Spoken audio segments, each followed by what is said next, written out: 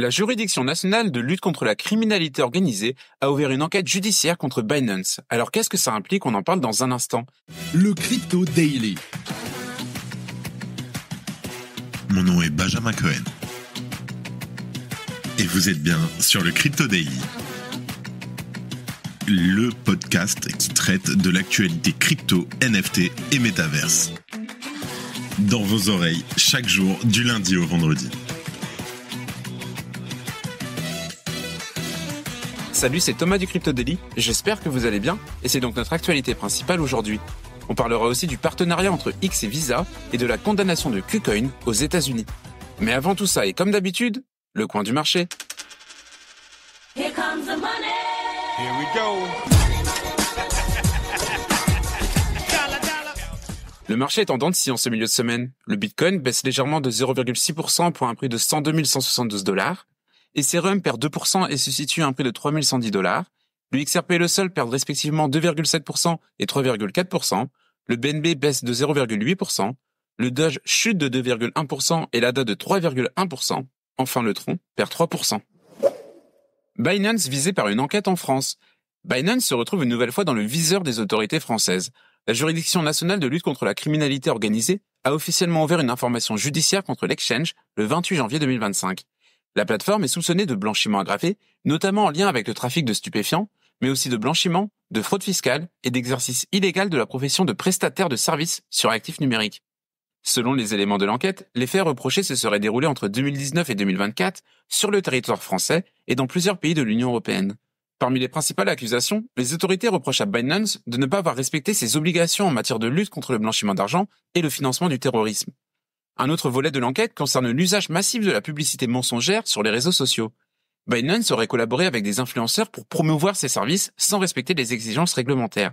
Ces choix auraient renforcé l'inquiétude des autorités quant aux pratiques de la plateforme, et cette procédure s'inscrit évidemment dans un contexte international de régulation accrue des crypto-monnaies.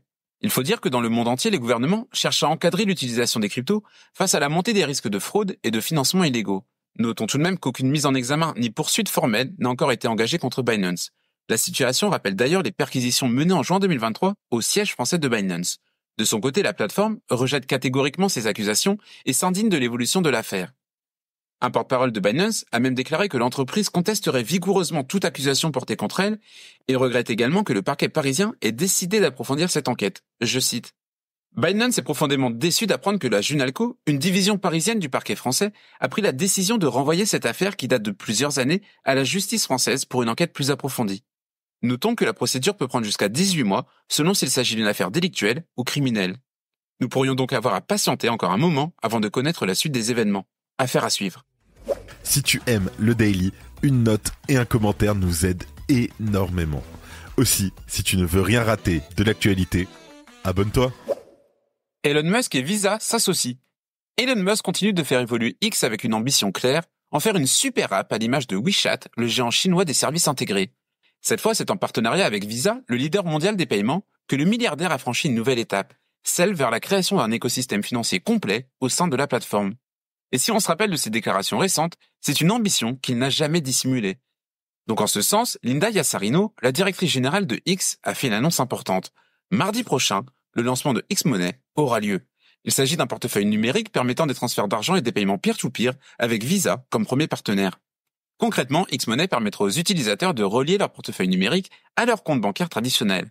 Ils pourront aussi financer instantanément leur wallet via des cartes de crédit et effectuer des virements entre particuliers en temps réel à la manière de services comme Zelle ou Venmo.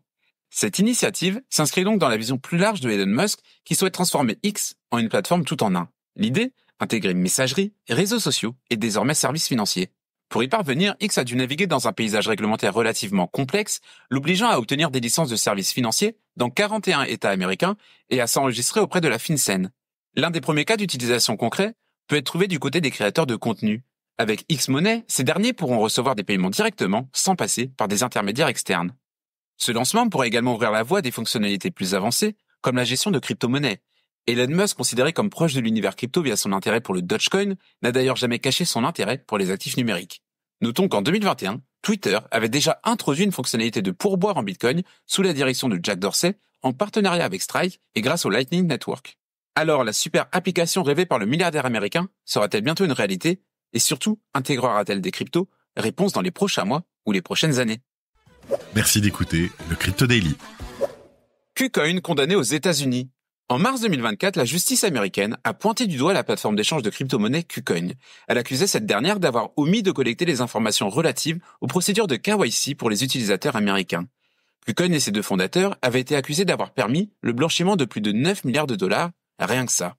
Selon le département de la justice, la plateforme aurait illégalement hébergé plus de 1,5 million d'utilisateurs basés aux USA. Elle aurait ainsi engrangé 18,5 millions de dollars via les frais générés par ses utilisateurs. Et finalement, près d'un an après les premières accusations, le département de la justice américaine vient de révéler qu'un accord avait été trouvé avec KuCoin. Selon un document publié en début de semaine, KuCoin a plaidé coupable dans cette affaire, je cite. KuCoin, l'un des plus grands échanges de crypto-monnaies au monde, a plaidé coupable aujourd'hui à un chef d'accusation d'exploitation d'une entreprise de transmission de fonds sans licence. Suite à ce plaidoyer, l'entreprise a accepté de payer une amende de 297 millions de dollars et elle a accepté de quitter totalement le marché américain pendant une période d'au moins 2 ans. Enfin, en cas de retour aux États-Unis, les deux fondateurs ne pourront plus jouer de rôle de gestion dans les opérations de KuCoin aux États-Unis. Toutefois, les deux fondateurs ne sont pas encore sortis d'affaire, comme l'explique le document publié par le département de la justice. Je cite. Aujourd'hui, le ministère a également accepté de reporter les poursuites contre les deux cofondateurs de KuCoin inculpés pour une période de 2 ans. Désormais, le directeur juridique B.C. Wong prend la tête de la société en tant que PDG par intérim, dans un contexte de crise et de perte de confiance. Cette affaire illustre la fermeté des régulateurs américains face aux échanges qui ne respectent pas les normes imposées. Mais une question se pose désormais, les exchanges américains seront-ils épargnés par la SEC sous la présidence de Donald Trump? Et voilà, c'est fini pour nos 3 news principales du jour, et on passe maintenant aux brèves. Crypto.com va retirer l'USDT dès le 31 janvier 2025. Crypto.com, après avoir obtenu une licence MiCA à Malte, prévoit de retirer l'USDT pour les utilisateurs européens d'ici le 31 janvier 2025. Les clients auront jusqu'au 31 mars pour convertir leur token. L'Arizona veut permettre aux fonds de pension de l'État d'investir dans Bitcoin. Les législateurs de l'Arizona ont avancé un projet de loi visant à créer une réserve stratégique de Bitcoin. Il pourrait permettre aux fonds publics d'investir jusqu'à 10% de leur capital dans des actifs numériques. Metaplanet veut lever 745 millions de dollars pour acheter du Bitcoin. La société japonaise Metaplanet prévoit d'émettre 21 millions de bons de souscription d'actions pour lever 745 millions de dollars, visant l'acquisition de 21 000 bitcoins d'ici fin 2026. Ce projet marque la plus grande levée de fonds dédiée au bitcoin en Asie. La Russie adopte le mining pour améliorer l'efficacité du réseau électrique. La Russie intensifie son intérêt pour le bitcoin en optimisant ses infrastructures électriques. Elle prévoit d'intégrer le mining de bitcoin dans ses centrales pour exploiter les capacités inutilisées, améliorer ses revenus et stimuler l'économie. Pas de podcast ce vendredi, nous serons à CryptoXR. N'hésitez pas à venir nous dire bonjour si vous nous croisez. Et voilà, c'est la fin de ce résumé de l'actualité du jour. Évidemment, pensez à vous abonner pour ne pas rater le suivant. Rendez-vous aussi sur Twitter et Instagram pour d'autres contenus d'actualité exclusifs. Je crois que j'ai tout dit. Faites attention à vous. Et moi, je vous dis à lundi. C'était Benjamin pour le Crypto Daily. Merci et à très vite.